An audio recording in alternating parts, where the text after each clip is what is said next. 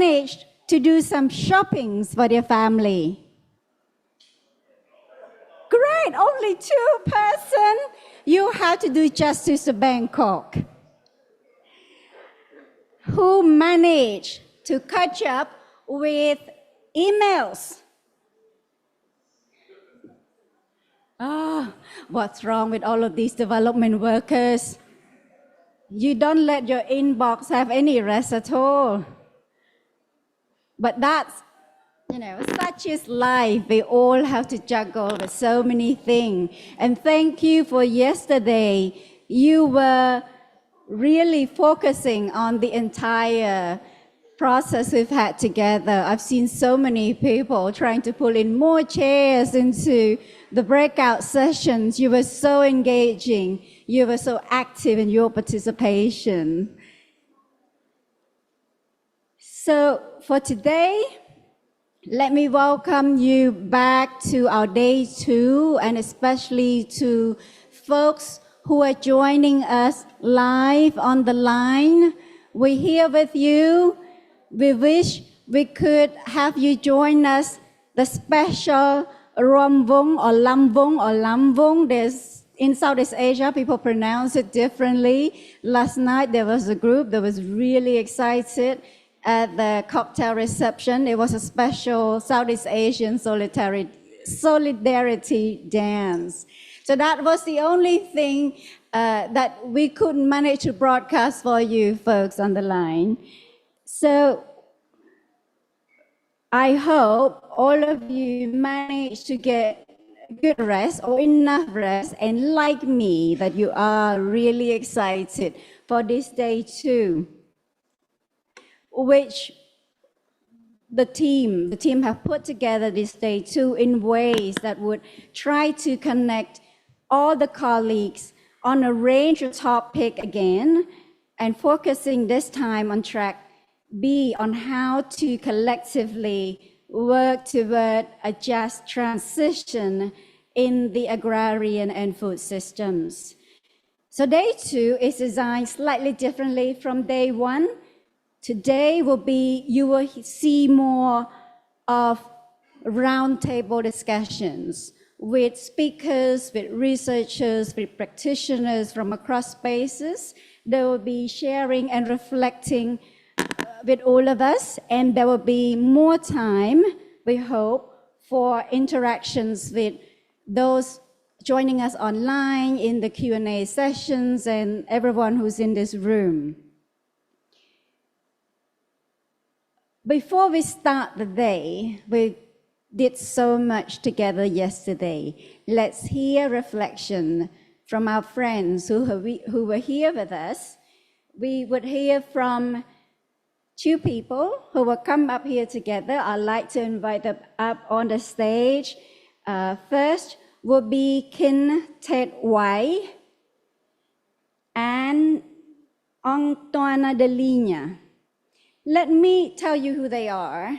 And please, you mind picking up the microphone from over there? Thank you, Antoine. Khin Htet is National Project Manager of the Mekong Regional Land Governance Program. She specializes in land, environment, natural resource governance with over a decade of experience in right-based development and policy-oriented programs for sustainable development in the land governance sector.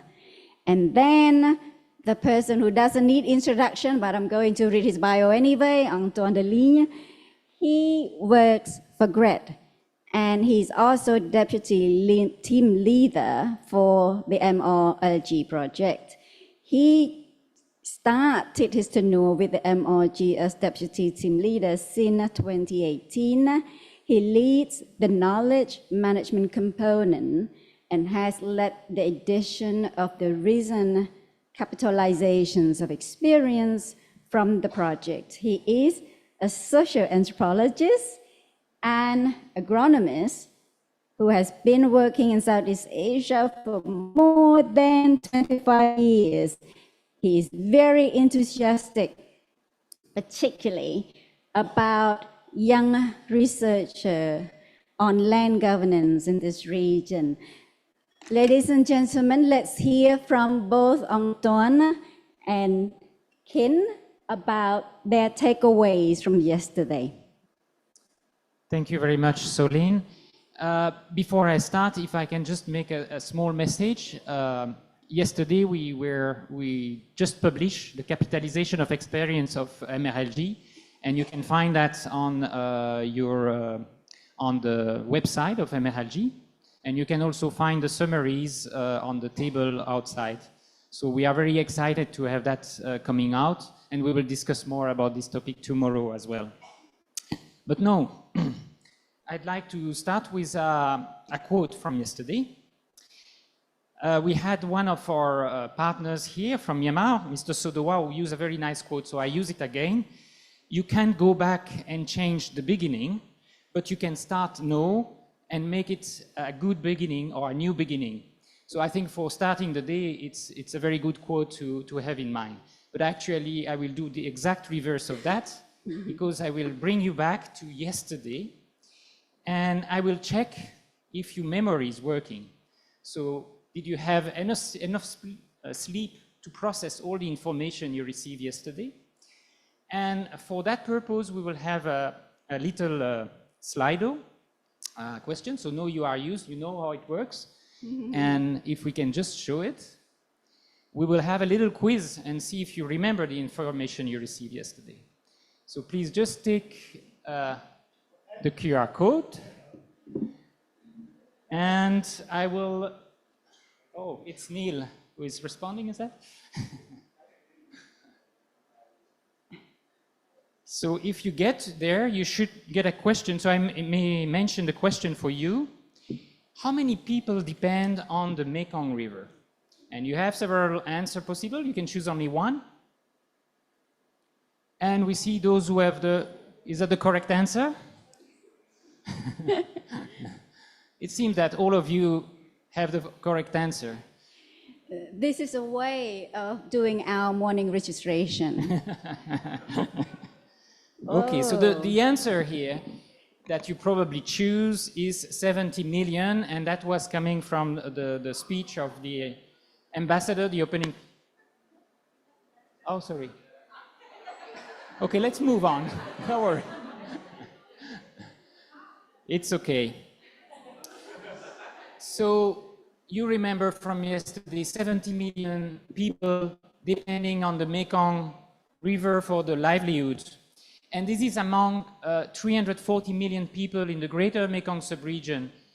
And we can consider even within those 340 million people, there are over 200 million people who are smallholder farmers and depends on farming for their livelihood.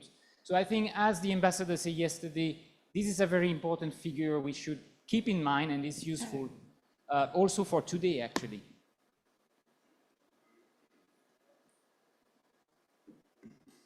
Good morning, everyone. Minglaba.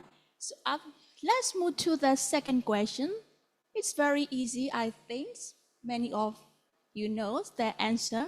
The second question is, at COP26 in Glasgow 2021, 25 donors made a history pledge to support local indigenous community and also people. Do you know how much finance was that? What is the correct answer? I will give you only 30 seconds. Okay, there are 50% of the people here who slept well last night. Okay. So the correct answer is 1.7 billion. So half of the people is correct. You all have very photographic memory. Actually, the message I would like to get about that, even though the provide money is 1.7 billion, only 10% of the money go to the local community. So which means that even money is promising, it is not getting the way that people need. So we all know that local actors are very driving for the change agents, but they do not get the money. So in fact, the grassroots initiatives and local organizations are very powerful, and also the frontline organization, they really need to receive the climate funding. Even though policies are very important, implementation is more important. Because at the end, the local governments also local community where the climate change action really happen. This is the key message I would like to share with you after responding to this question. So we have the last question. We still have the one more question for you all. Let's move to the next question. So yesterday, Kevin Carey did mention about IPAS and a survey of 430 organizations across Asia. And he mentioned what percentage of these local organizations, grassroots organizations, have no paid staff. Do you remember that? 30 seconds. It's coming up. Please respond.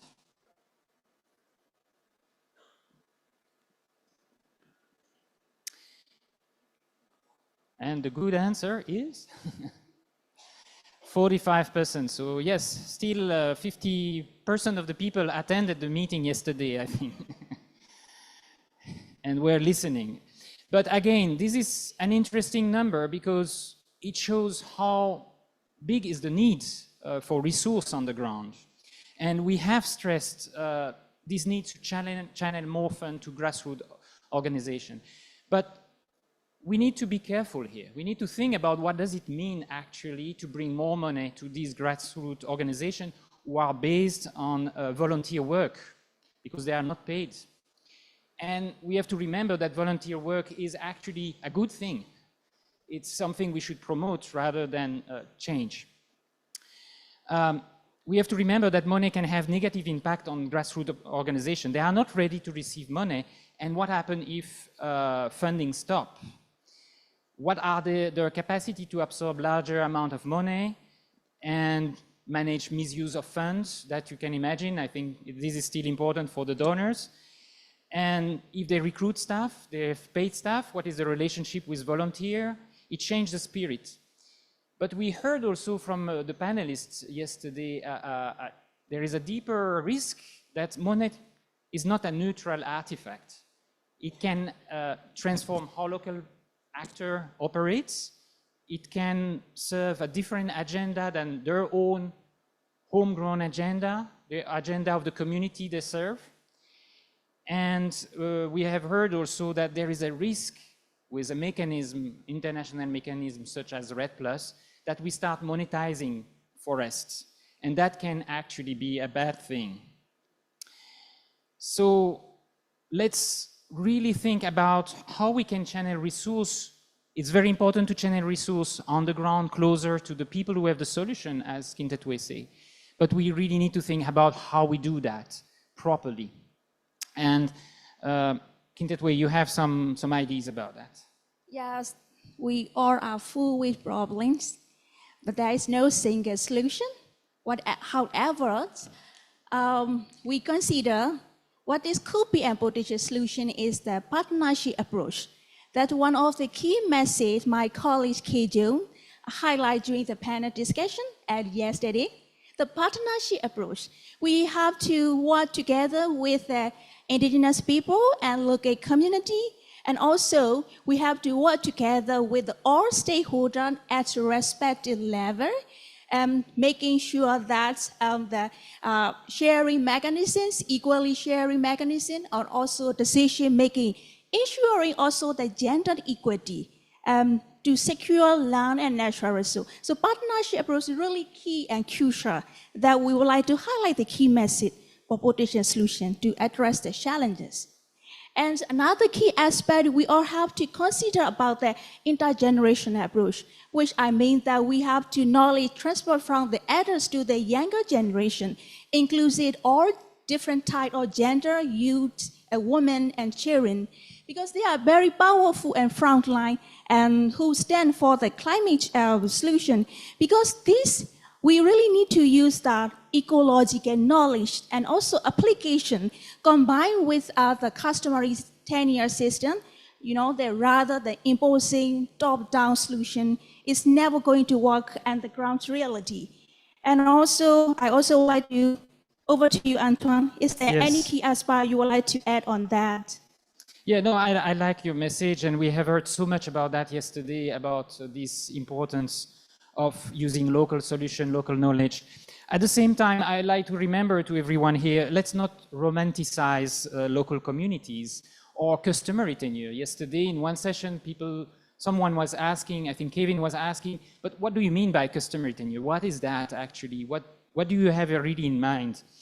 And it's not an easy response. I mean, there was a lot of discussions about that. But we know that in some places, customary tenure is not actually working. There are many different situations on the ground. And some farmers are adopting private tenure, commercial agriculture, and they are actually happy about it. So it's not all about indigenous people and customary tenure working well on the ground. We also, and we had some people to remind us that there are huge power imbalance between private sector, government, local communities, but these power imbalance translate also on the ground. And we had also a session on customary tenure documentation that remind us how this power imbalance can actually work in our work with the best intention. We are not avoiding those power imbalances. And another point that comes from that is there is actually an enormous capacity gap between the national level, you guys, your expertise, and what is happening on the ground. Huge capacity gap that we really need to think how we manage it. And this is also to remind that the intermediary level are so important. Local government are so important. And we had allow government people to remind us, how do I manage with the little resource I have to reach out to the different province and local stakeholder.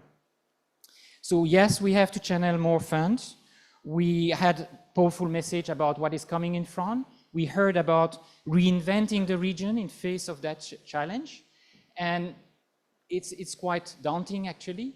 But then I'd like to come to a more positive point that we heard from a Vietnamese delegate about how Vietnam has developed a homegrown system for local carbon market and even for payment for ecosystem service, which is very interesting. And they say, let's not wait for international finance. Let's use our own resource, and they are able to manage public, but also private and public sector resource for this purpose. And I think this is really something we have to look more into. Countries have to develop their own capacities. Of course, not all countries in the region have the same capacity as Vietnam, and that's probably where the international funding is most necessary to act as a catalyst, but a catalyst for homegrown solutions. And I think also for solutions that protect people. So another key aspect, we have to consider is governance. When we look at around the all Mekong region, Cambodia, Laos, Vietnam, Myanmar, when governance structure is fragmented, it's really created so many messy things on the ground. So one thing I would like to highlight is one, governance is, weak or absent. People's rights are very restricted, not to able to exercise their right. They lost their choice. They have very limited choice how to respond to challenge the climate change. So what I would like to key highlight is self-governance.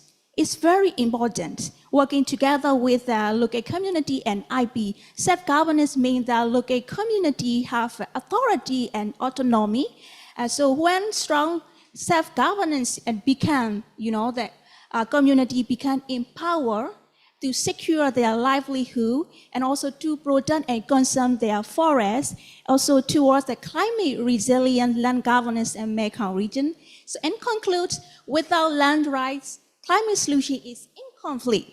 So with rights, the local frontline community become the champion towards the climate resilient land governance in Mekong region. Thank you. Thank you very much, Htet. Thank you, everyone. Thank you very much, Antoine and Khin, for this really interesting recap. And you have tested us to see whether we were attentive enough yesterday. I think if you introduce a special prize, I will be totally awake, probably get more of the questions right. Thank you for bringing the richness of yesterday into today's conversations, and now we can further this. And I would like to start by briefly going through the agenda for today and mention a slight changes in our program. So today we will be together for full day. We will start with, after the agenda, I will invite Phonpaseuth Phaphou Ngeun to come and share with us the voices from the community. And then we will move to our track B conversation, or the work stream, the theme for today, which is focusing on leveraging responsible investment for a resilient climate and community, and exploring pathway for more effective policy reform.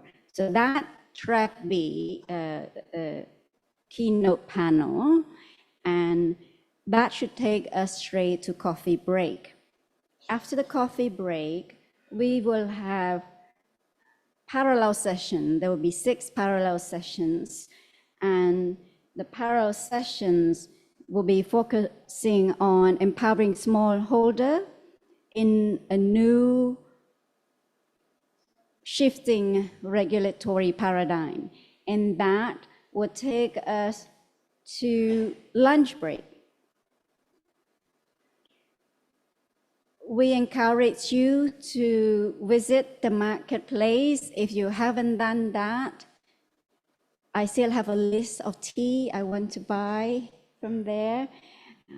So please take a look. It's just on your way there as you go in and out of this room in the foyer. It will be the time the colleague who are managing the marketplace, they will be there between 1:30 and 2. So they could walk you through some of the exciting things they're working on. And then now, the next session, it will start at 2 o'clock. This will be a panel on investor solution in this ballroom. And we make a slight changes to the agenda. It will now finish at 3:30. We realize that this panel will probably need a bit more time, and given the number of the people in the ballroom and given the number of people participating online for that session.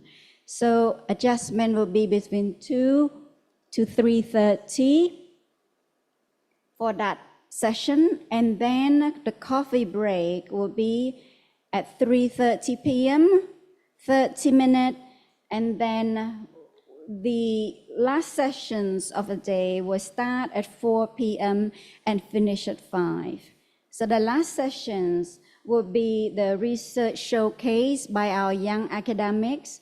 There will be 5 parallel sessions that will be arranged just like yesterday. And I will mention later before we go to the breakout in terms of the new room that will come up as well, but I'll mention that closer to the time so you remember it. Just for now, we will be finishing up at 5, and the parallel sessions for us to hear from our futures and young academic researchers will be only for 1 hour between 4 to 5 p.m. So that's the agenda for today. Let me mention just a couple of housekeeping. Now, the headset, I understand that you can leave the headset here or on the way out with the gentleman who's managing the headset. You do not need to take them to the breakout sessions.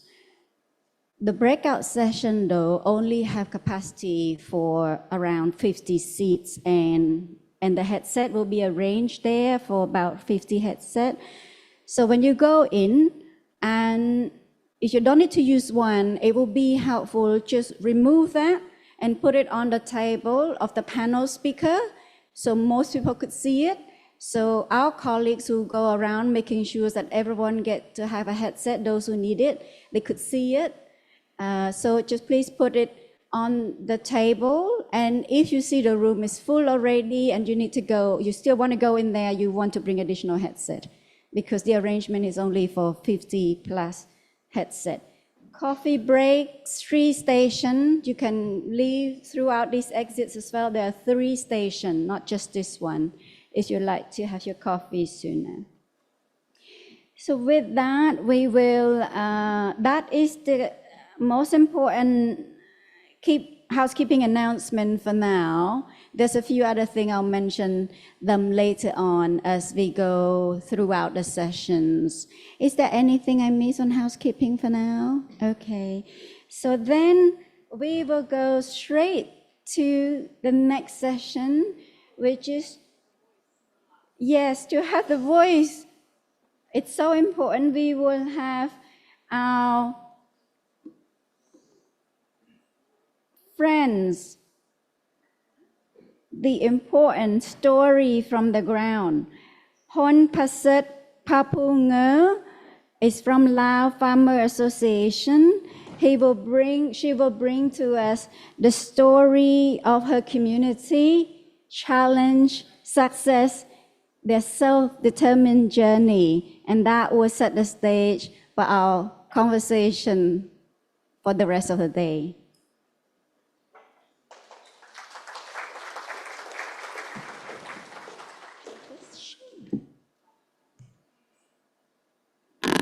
Good morning เจ้าสบายดีเนาะขออนุญาตเว้าเป็นภาษาลาวเนาะข้าพเจ้าจากสมาคมชาวเกษตรกรลาวส่วนใหญ่แม่นเฮาเฮ็ดเวียกกับชาวเกษตรกรเป็นส่วนใหญ่ที่ว่าดนๆได้มีโอกาสที่ว่าจะมาเว้าในเวทีสากลที่ว่าข้าพเจ้าได้เว้าเป็นภาษาอังกฤษก็อาจจะใช้เวลาหลายกว่าที่ว่าเพิ่นกำหนดไว้ก็ซั่นเพื่อความสะดวกเนาะขอเว้าเป็นภาษาลาวเจ้าอีกเทื่อนึงเนาะข้าพเจ้าพรประเสริฐจากสมาคมชาวเกษตรกรลาวสำหรับสมาคมชาวเกษตรกรลาวของพวกเฮาแม่นมีสมาชิกหลายกว่า200กว่ากลุ่มอยู่ในลาวซึ่งพวกเฮาเป็นคู่ร่วมงานของภาครัฐและก็องค์การจัดตั้งทั้งสังคมองค์การจัดตั้งสากลแล้วก็นอกจากนั้นเฮายังเป็นสมาชิกของเครือข่ายอาลีเซียแล้วก็เป็นสมาชิกของสมาคมชาวเกษตรกรอาซีเพื่อพัฒนาชุมชนแบบยืนยงหรือว่าอัลฟาเนาะเจ้า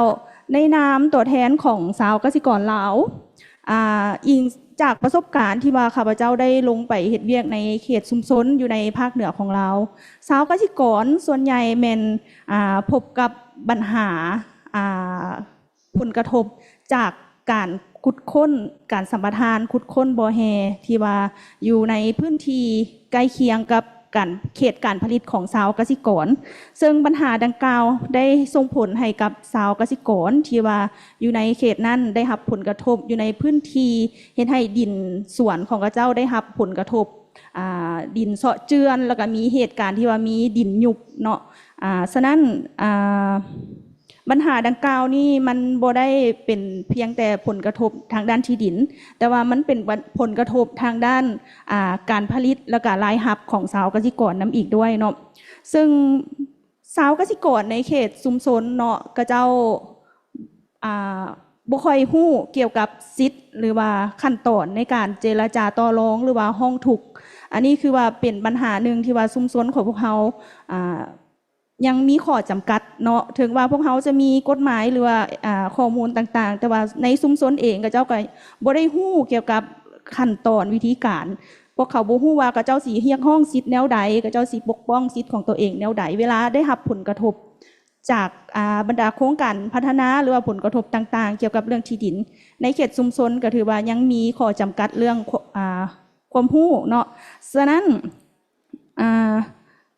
การสูญเสียที่ดินมันบ่แม่นเพียงแต่เป็นการสูญเสียเนื้อที่แต่ว่ามันเว้าเรื่องการสูญเสียถึงความยืนยงของระบบเสบียงอาหารของชาวเกษตรกรฉะนั้นสำหรับสิทธิ์การรับประกันว่าชาวเกษตรกรจะมีสิทธิ์ในการครอบครองที่ดินถือว่าสำคัญหลายโดยเฉพาะแม่นเรื่องพื้นที่ของชาวเกษตรกรเนาะซึ่งข้าพเจ้ามี3ประเด็นหลักๆที่ว่าอยากจะแลกเปลี่ยนเนาะก็คือต่อกับปัญหาเรื่องที่ดินของชาวเกษตรกรก่อนอื่นหมดชาวเกษตรกรต้องฮู้ถึงสิทธิ์ของเจ้าต้องมีโอกาสได้รับฮู้เกี่ยวกับสิทธิ์และก็วิธีการในการปกป้องสิทธิ์ รู้วิธีการในการเจรจาต่อรอง 2. พวกเขาต้องการหลายภาคส่วนเข้ามาแก้ไขปัญหาดังกล่าวซึ่งในนั้นรวมมีภาครัฐองค์การจัดตั้งทางสังคมองค์การจัดตั้งทางสากลมาสนับสนุนในการปกป้องสิทธิของชาวเกษตรกรแต่ว่าในขณะที่ว่าพวกเขาเฮ็ดเวียกร่วมกันพวกเขาขอเกี่ยวกับเรื่องการมีส่วนร่วมเนาะเพราะว่าพวกเขาอยากให้พวกทานทำผู้ว่าพวกเขาเป็นองค์การจัดตั้งชาวเกษตรกรพวกเขาเป็นชาวเกษตรกรเป็นตัวแทนแล้วก็เป็นต่างหน้าของสหกรณ์อยู่ในลาวซึ่งพวกทานพวกเขาขอให้ประเด็นดังกล่าวได้มีเว้าถึงความเท่าเทียมกันระหว่างชาวเกษตรกรกับผู้ร่วมงานในการเฮ็ดเวียกร่วมกันเจ้าแล้วก็ประเด็นที่3เนาะที่ว่าทางเฮาอยากเสนอก็คือ1แม่นเว้าเรื่องทุนในการสนับสนุนในระยะยาวให้กับองค์การจัดตั้งชาวเกษตรกรในการสนับสนุนเกี่ยวกับการเฮ็ดเวียกเกี่ยวกับเรื่องที่ดินเพราะว่าถ้าพวกเฮาบ่มีทุนหรือว่าบ่มีทรัพยากรที่ว่าสามารถไปจัดตั้งปฏิบัติเกี่ยวกับเวียกงานที่ดินได้ถือว่าการจัดตั้งปฏิบัติเวียกงานที่ดินก็จะบ่เกิดประสิทธิผลเจ้าฉะนั้นข้าพเจ้าหวังว่าพวกเขาจะสนทนากันตื่มในมื้อนี้แล้วก็ถ้าว่าพวกเขาอยากมีการเคลื่อนไหวเกี่ยวกับการเปลี่ยนแปลงดินฟ้าอากาศหรือว่าปกปักรักษาชีวพันธุ์แล้วก็เว้าเรื่องการกสิกรรมแบบยืนยงพวกเขาต้องเริ่มจากการปกปักรักษาสิทธิ์ของผู้นำไส้ที่ดินเจ้าขอขอบใจ